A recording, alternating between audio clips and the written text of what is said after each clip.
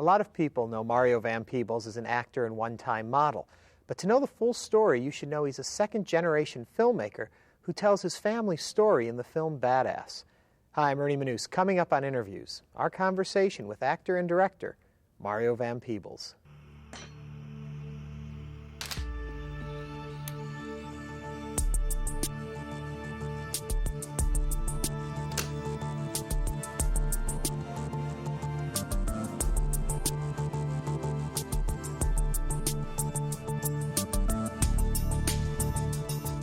Were you surprised when you saw the challenges that you faced making this movie that your father faced making the movies he did? I can't say I was surprised.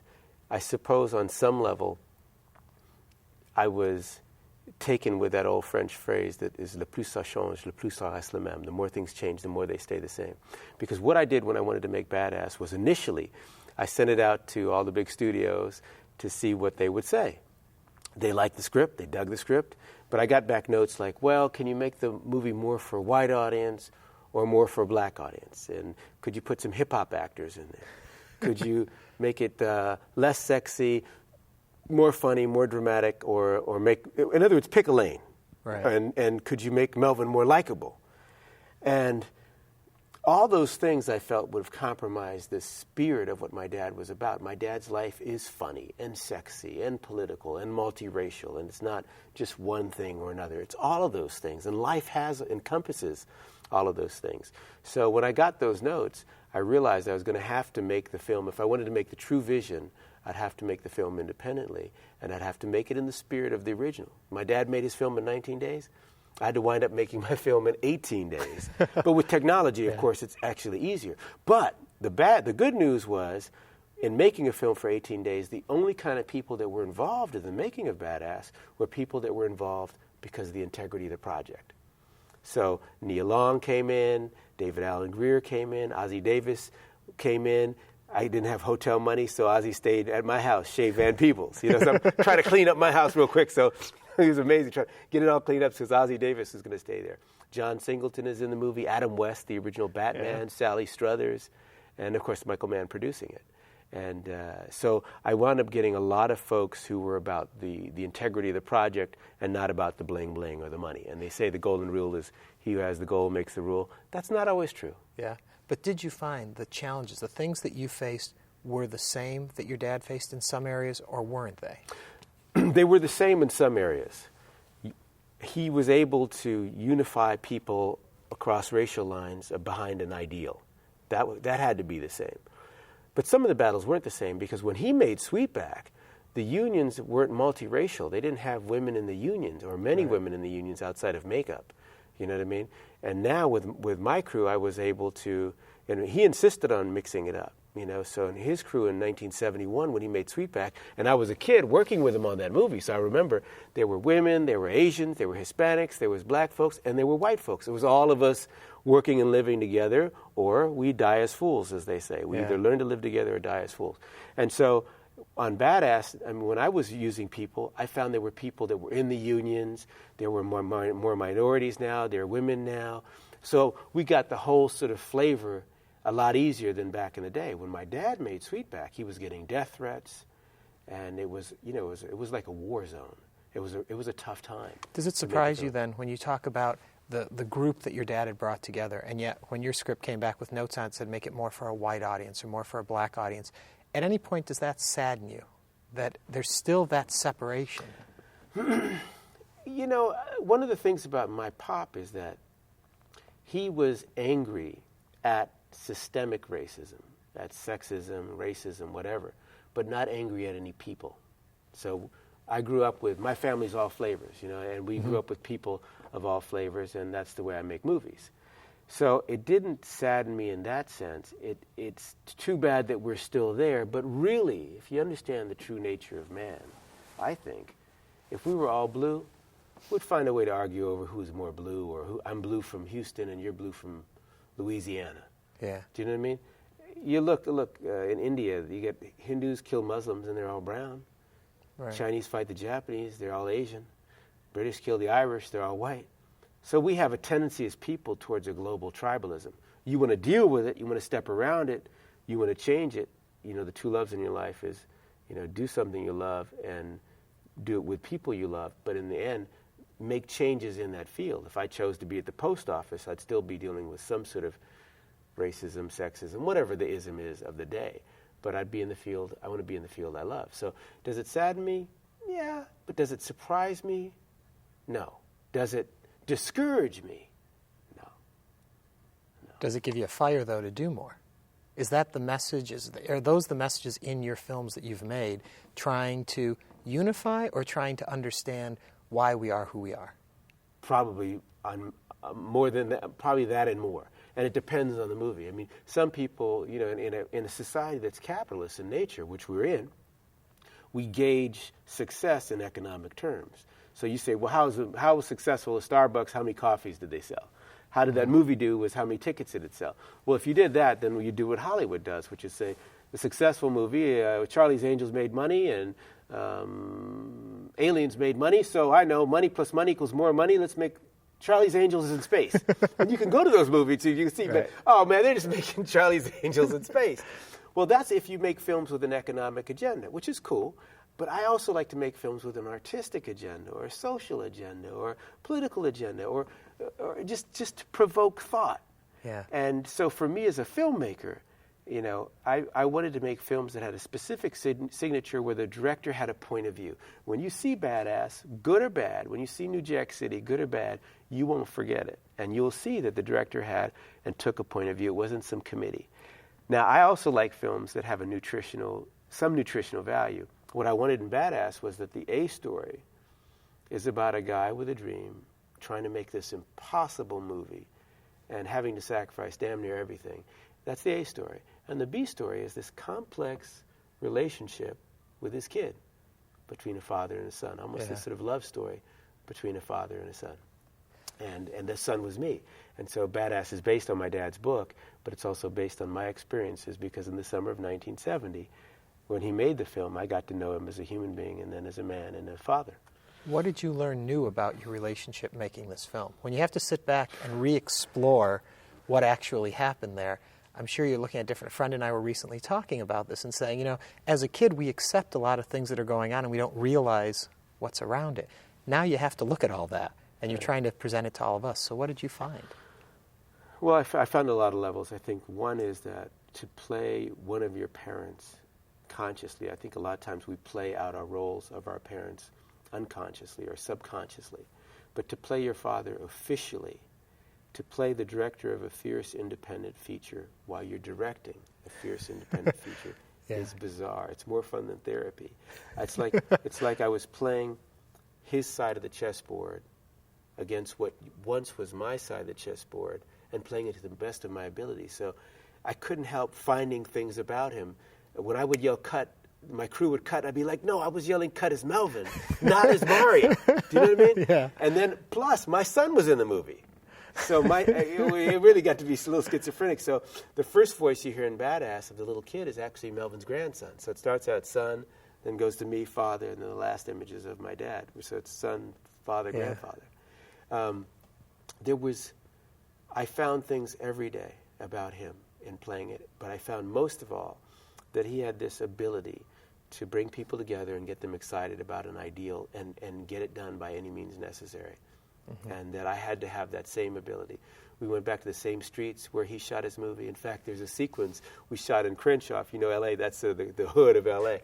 So I had the same sort of Sweetback outfit that he wore 30 years ago, sort of this pimpified, crushed velvet, obnoxious thing that he would look like mad, looked like, I don't know where he got this outfit, but the guy was on crack, whoever made the outfit. But I had to make the same outfit. So I'm running through the hood in the same exact outfit, and there's a brother there who looked like he'd been there for 90 years. And he looked up, he had a bottle of Ripley, he goes, "What? Look, Sweetback's back. He came back." So it was like every day there were parallels. We were shooting in the same streets, the same neighborhood. In fact, Earth, Wind & Fire, who did the music, the soundtrack that my dad wrote for Sweetback, Maurice White of Earth, Wind & Fire came back and played the Kalimbas for us on our soundtrack. And Bill Cosby came back because Bill Cosby wound up, when my dad's crew got arrested, Bill Cosby loaned my father some money, and he was able to bail them out, and we got to talk to Bill Cosby at the end. So it's the craziest bit of history ever, and It's based on my dad's book. And if you don't know the book, it's an unbelievable story. And when I read the book again, it took me back to when I was a kid working on this film, and I said, this is a great movie about a guy with a dream. Yeah. And it's pretty inspiring. Was there anything that you had been angry with your dad about, that this film helps you understand better, or issues of life that by having to, as you said, even be a director directing a film that puts you in the same place he was in, did it help you learn something you wouldn't have learned even just playing him in a film? Oh, yeah, I'd say so. I mean, I think that my gripe about him, one of my gripes, wasn't just that I was in the sexy scene in Sweetback, but that... And for people to understand, when you were 12 years old? 13. 13, yeah. It was in the scene. The sex scene. scene. I'd love to get another shot at Yeah. by the way. But back then, it was probably a bit much. Yeah. But that wasn't the biggest thing, was I felt that he involved me in a battle without explaining the war. But now as an adult, I understand that there's not too much a 13-year-old kid would have understood at that time about the war. And there's that great quote that I always goof up, where Mark Twain says, "All my life my father was an idiot, and at 21 he was a genius." You know, he understood his father differently. One of the things about my dad is he's sort of like, did you see Big Fish? He's like the black Big Fish. I never know with him how much is BS and how much isn't. Because he tells these great stories, and you're like, yeah, come on, that's not true, man. But with this, I got to go, research it. I had license to research it, and found out that not only was it true, but there were people who were willing to testify, like Cosby, like Michael Mann was saying his first movie that he saw with his wife on their first date was Sweetback. And he was talking about what that, I was like hearing these stories, talking to Muhammad Ali. When I was researching to play Malcolm X, I had to go talk to my dad, because my dad had interviewed Malcolm X when Malcolm was in France. So just another one of his Big Fish stories. And yeah, sure, you did that. And yet, sure enough, he did. Yeah. He's lived a pretty wild life. And in fact, I told him the other day, we're on the plane together, and we're traveling around now talking about the film. And I said, I want to thank you for living such a wild, crazy life that I could make 3 or 4 movies off of this life, man. I mean, it's just like the sequels, Was I angry with him? I think most of the stuff that I was, if I had anger about it, was stuff that I talked with him about years ago. That, I came to terms with it. But I have to say, through doing this movie, through doing Baadasssss, I came to understand him better. It was, like I said, it was a lot more fun than therapy. But I came to understand him better. Now, would I do exactly what he did? No. I'm a different father. I wouldn't put my son in that situation.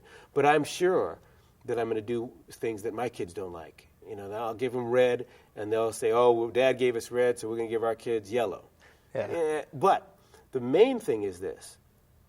If you and I are doing this interview right now in this theater, we may have our differences. But if it catches on fire, this theater, suddenly our differences are eclipsed by this bigger event. Mm-hmm. And if then so, and in that circumstance, we find that there are people that are stuck in this theater, and you and I together both go back in there and risk our lives and start pulling people out, we'll look at each other in a whole different way after that. We may be different, but I'll know that at the end of the day, you were willing to stand up for something bigger than self. Yeah. And so was I. And that's how I look at my dad. He was willing, and is still willing, to go the distance for something other than money and other than self, for things that he believes in. And that I respect. So we argue, we disagree, we still argue about a lot of things. We get along, we're very similar. Yeah. Some of the things that we're similar in, I don't even like about me or him in the first place. Do you know what I mean? Yeah. But at the end of the day, I have a lot of respect for the brother standing up for things he believed in and people he believed in. What are the things you believe in that are worth standing up for today in your own life? Well, I think that, first of all, I've tried to, as a filmmaker in particular, make movies that had a resonance with me, that I felt, if I didn't make the movie, the Panther movie, would it have gotten made? And it was a very controversial film. If I didn't make Posse or Baadasssss or even New Jack City, would have gotten made. And I like to make films that have a truth to me. Like I said, I don't always make films just for the money. And I think what I believe in is that there's a line in life. And on one side of that line is having things you want. Mm-hmm. And on the other side of the line is doing things you want. I'm more in the do column. I'll take some time off and take my family and go to India. I'll tell you an example. Give you a classic example. I put clips of my dad's film Sweetback into Baadasssss. And he said, okay, you got to pay for those clips. So what do you mean, man? This is product placement. They're going to see Baadasssss. They're going to want to see Sweetback. Right. So, no, you pay for the clips. Pay up. So I paid him $2,500 for those clips. At the same time, a month later, he said, I want to take you and your kids on vacation, just with me, to an island. Paid $5,000 to fly us all to an island because he believes that... Well, he could do it now that he had your money. Yeah, there you go. Still, it was twice as much. But what was interesting is that the philosophy was, I don't want them looking into my grave later saying, I shoulda, coulda, woulda, I should have gotten to know the old man. I want to see the smiles now.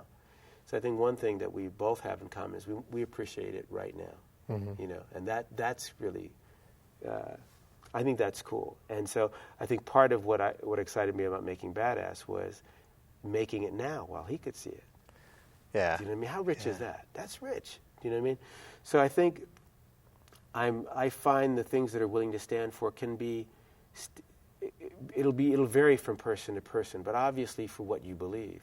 Part of what excited me about this was when I was on the set with Ali, and we started talking about Ali being one of those first athletes that used the ring not just to put on some gloves and hit somebody, but to stand for something. Yeah. And then Melvin Van Peebles used the silver screen not just to make entertainment, but to make some form of edutainment, to stand for something, be it social, political, artistic, etc. And I like that. There's something about that. Once I say to myself, okay, I've got some clothes, the house is paid for, the college kid's cool. I mean, the college money's cool with the kids. I don't need more stuff. We get caught in buying more and more stuff. Right. So once you do that, you can say, now I'll make the kind of movies that I believe in. I'm not just going to make Revenge of the Ninja Bimbos Part 4. But is there one of those in you?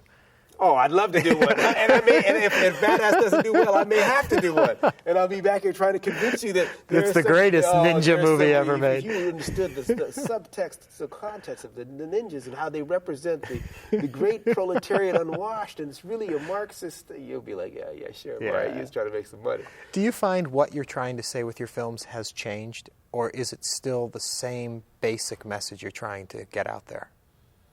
Well, I think with each story it varies. I think with Baadasssss that it's more of it's almost like the triumph of the human heart. My dad saw it and he said, "Well, it's like Seabiscuit on two legs." You need that on the posters. It's really about. It's almost like a David versus the Goliath of the studio system. It's the first. Sweetback became the top-grossing independent hit of 1971.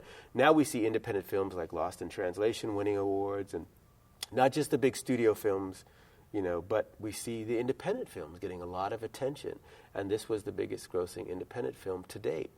And that's exciting, that the notion that independent films, not big money ones, could start. And it did. If you look at $15 million back then at $1 a ticket, you multiply that times the price of a ticket today. What's it, $8? Yeah. That's a lot of bread. Put me through college. And then some. And then some. So I think it's exciting to see that kind of win with Sweetback. And so what I liked about it was that it was a true story of a guy that does sacrifice everything, loses sight in his eye, everything, and wins. And I thought, so the message here is more of a personal one, and then the complex relationship with the son. The message in Panther, and there's different messages, and they also depend on the level of the viewer and where the viewer's at. Right. I mean, you can see Panther once and see it again and go, oh, and I'm getting something different this time. In Panther, the message was, hey, man, do you really believe that it's an accident that we have all these drugs and guns in some of the poorer communities when we know that we don't have poppy fields in America? So that means logistically, someone's got to import all these drugs. Someone's got to import these guns. We don't have gun manufacturing plants in the hoods. So how do all these things get there? And all you do is follow the money trail, and very quickly it goes other places. And I don't want to go into that, but... Been there already. Been there. I got that T-shirt and got holes in it. Yeah. So that was a different message. And it depends on the film. And I think with each story, I hope that I am drawn to stories that say more than one thing. But I think the human element of Baadasssss, in particular, the father-son element.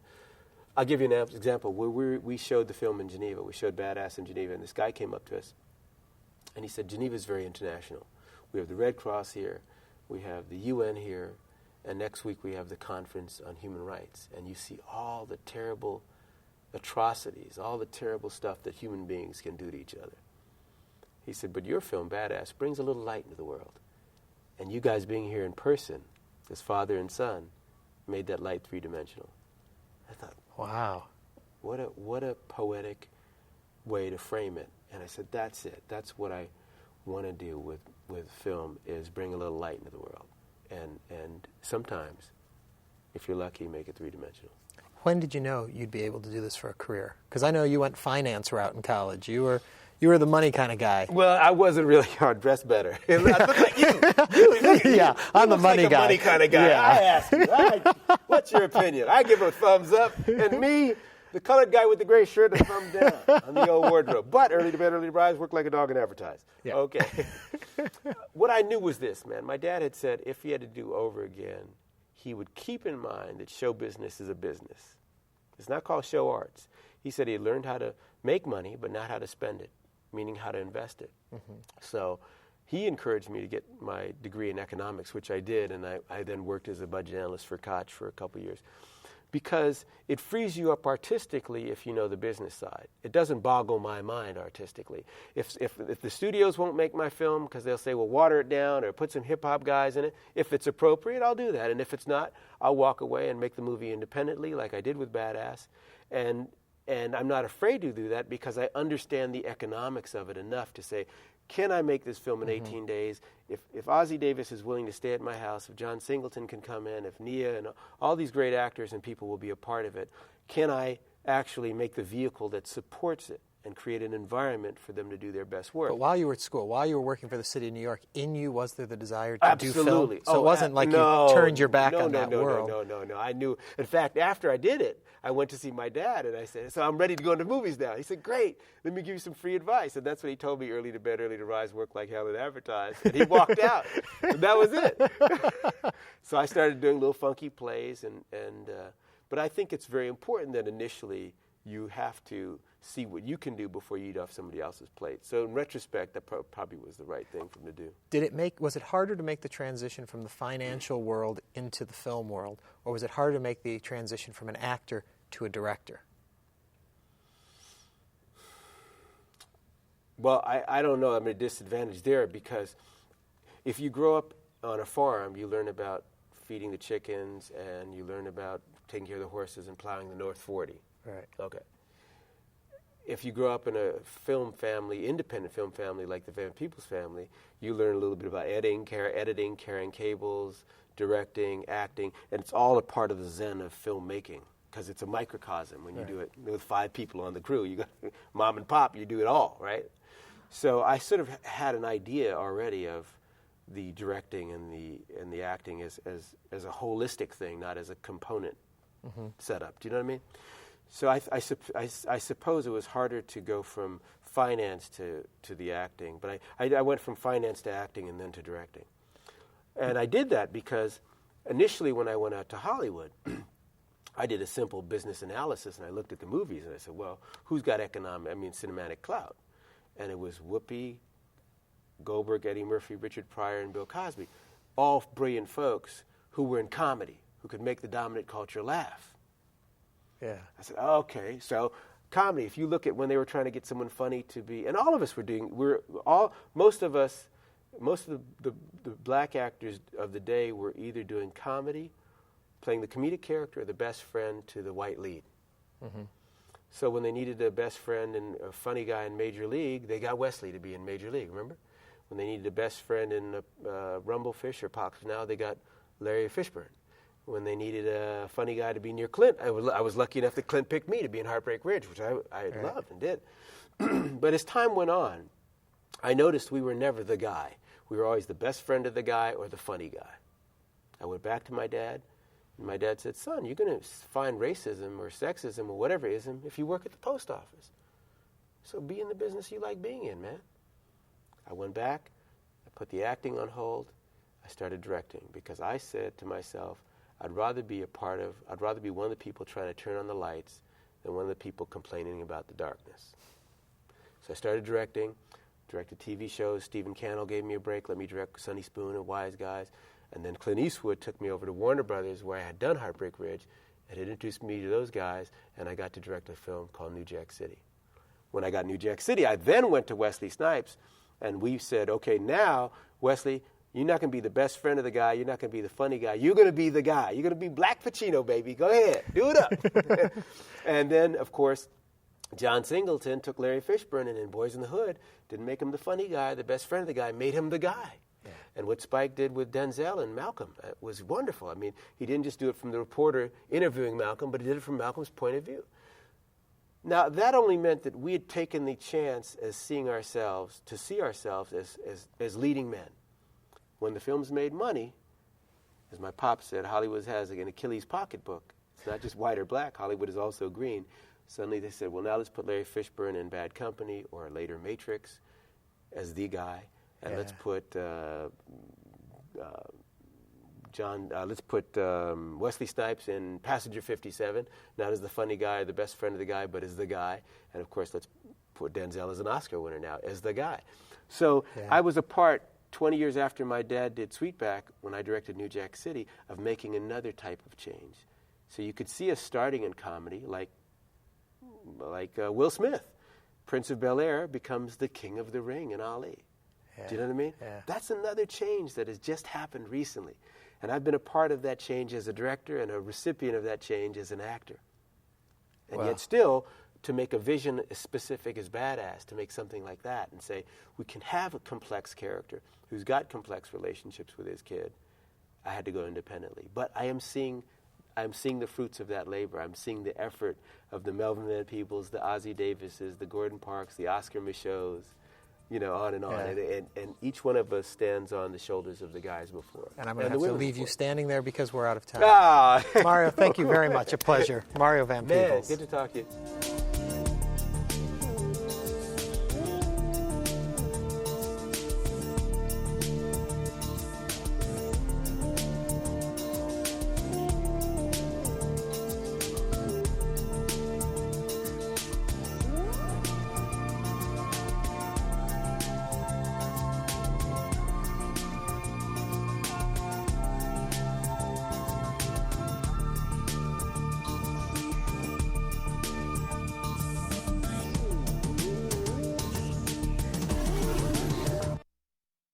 To order a transcript, call 866-652-3378 or send $6.95 to the address on your screen. Please include the name of the guest.